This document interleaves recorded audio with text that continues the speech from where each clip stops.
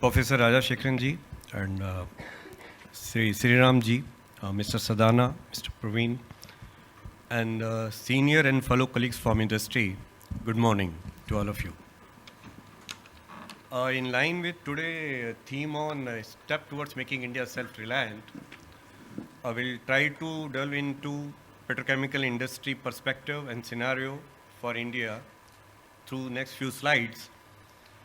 How this industry is going to be in future in terms of value and volumes, both. To begin with, we can broadly categorize overall petrochemical value chains in three segments. First one is the building blocks to begin with, and then we produce intermediates, and then from there onwards, we convert intermediates into end products. We'll see how they stand. Building blocks, when we talk about, they are mainly 9 major building blocks. Out of those 9, we can say ethylene and propylene, they constitute about 78% of overall requirement. Other 22% is catered by other building blocks like methanol, butadiene, benzene, and other aromatics petrochem streams. Then with these building blocks, we convert them into intermediate like phenol, PTA, styrene, MMA, and total 22 I have listed over here. And from these two intermediate, we go to end products, finally end products, which are mainly polyethylene, polypropylene, and host of grades of these two, and then PVC and likewise many others. The basic purpose of categorizing petrochem in these three categories is to just give a feel of how this industry looks like.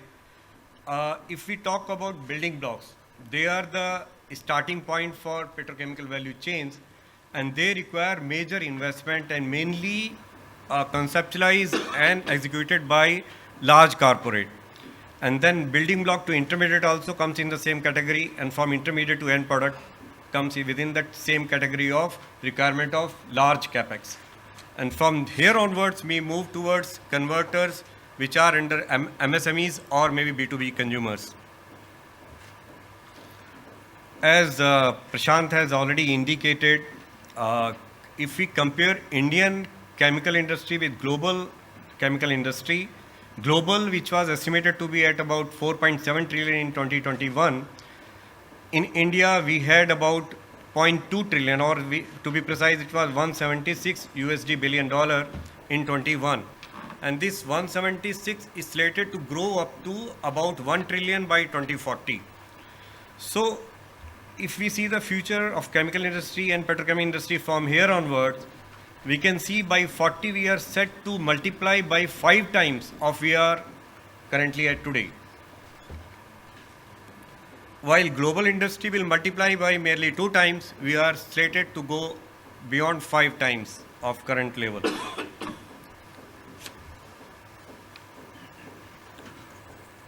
Going further into scenario, if we see the global petrochemical demand, world is standing at about 445 million metric ton per annum.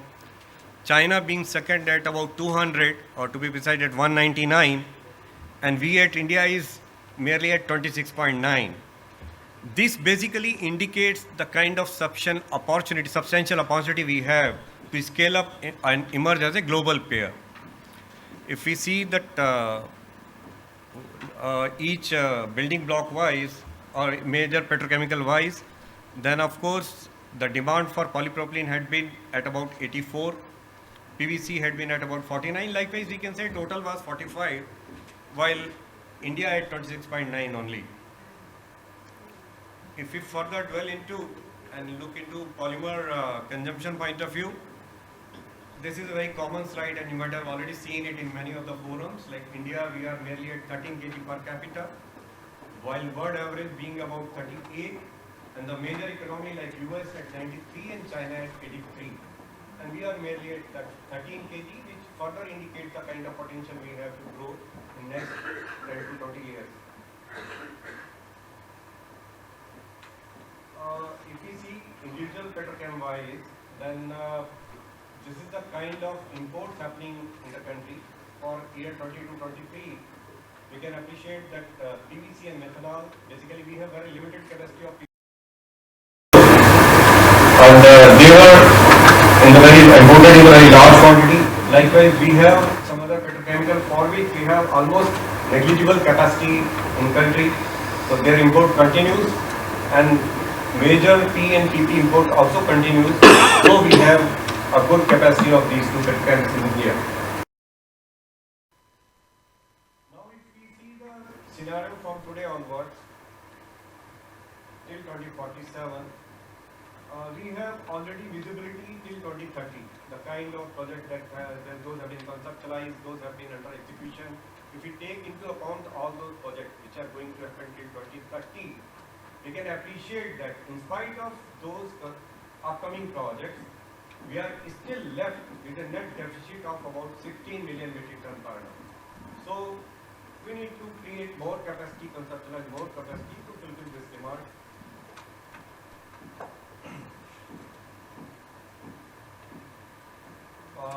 This is just to indicate the kind of current petrochemical capacity we have. We are at about 39 million metric capacity, out of which about 11.5 is under the PSU and joint venture, and private players have about share of 70%, that is equivalent to about 27 million metric ton per annum. The major feedstock source for petrochemical industry is mostly refineries in India, and just to link that feedstock availability through refinery, we can just see in this slide that by 2030 we have planned capacity, total capacity of India will touch about 310 million. From current about 254, will be going up to 310.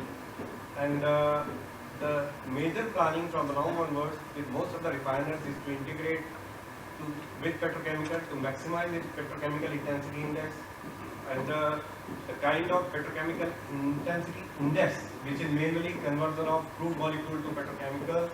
Overall, if we see, we are slated to go up to 12%.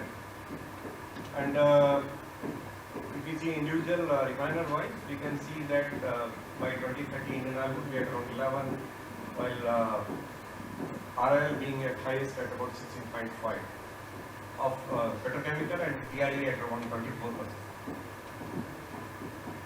Then we have some standalone producers who source, though they are integrated in some way or other, but they don't have integrated source available at their across the fence, so they source feedstock from other industry, or maybe they import from outside country. That is OPAL, HPL, GAIL, DCPL, and Petronet LNG.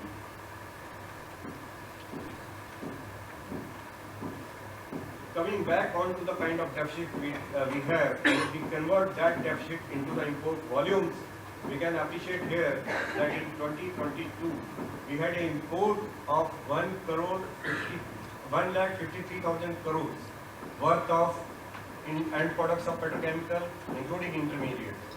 We only have a small amount of export happening for building blocks, that is mainly the aromatic scheme of producing through these crackers, that is paraffin and maybe other similar aromatic thing like benzene and those kind of compounds. So small volume of export, that is 3,000 crores, but a whooping 1,53,000 crores of import happening. Again, if you dwell into current and upcoming capacities, as we have already indicated in the earlier slides, even if we consider these upcoming crackers and existing capacity, which converts into a total of about 12.5 million of ethylene production, not overall petrochem. From current 8.7 of ethylene, we are slated to go up to 12.5. Even this results into a huge amount of deficit happening till 2030.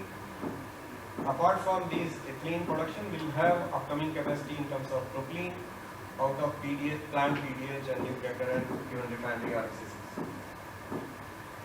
These are just to give a flavor of announced capacity till 2030 that we have of total petrochemical, that is about 9.9 million metric ton per annum. And if this is again just to understand how we are going to be short of ethylene and propylene by 2047. If we convert our total deficit of petrochemical back into the requirement of building blocks, you can see through this slide that overall ethylene shortfall by 2047 is going to be about 26 million. And overall propylene shortfall would be about 18 million. So clubbed together, these will be forming the 78% of total building block requirement and huge deficit indicated by 2047. We see, if we talk of fulfilling this deficit and or maybe roadmap to enhance our production and consider the kind of deficit we have, and even if we take into account the impact of single-use plastic and recyclate and maybe some amount of bio feedstocks, in spite of, or even if we consider those kind of feedstock, our total shortfall by 2047 is estimated at about 15 of ethylene and 11 million metric ton of propylene. So if we convert this into number of tractors which are required, is equivalent to about 10 world scale tractors or maybe COTCs, and this would require a capacity of about 75 billion USD, and land requirement will be huge about 18,000 acres. So this is the kind of requirement and this is the kind of scenario for growth for these petchem and chems. Now to meet this kind of requirement, of course, the kind of challenge we have in India mainly is the non-availability of advantageous feedstock. If we compare ourselves with the producers in Middle East or US, we can very well appreciate that our cost of ethylene production is almost twice as compared to the producer at US or producer at Middle East, because we are dependent on total import with respect to feedstock for such kind of petchems. Now, if we have to mitigate disadvantage of non-availability of advantageous feedstock, some of the mitigation measures which are already being deliberated, being discussed, are quite known to all of us.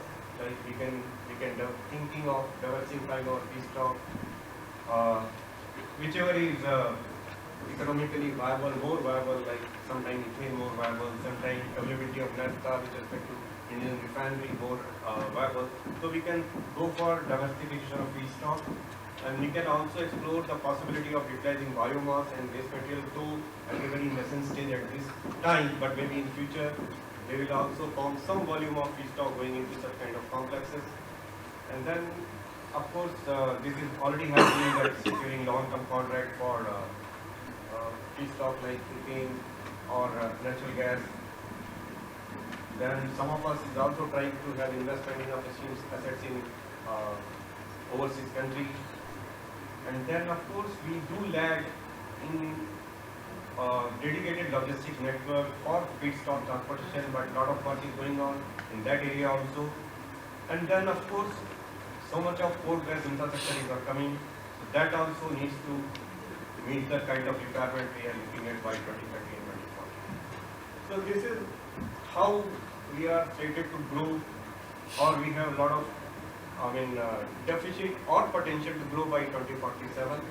And measures like DCPR, policy measures, intervention like DCPR, SGM will certainly facilitate the growth of this industry.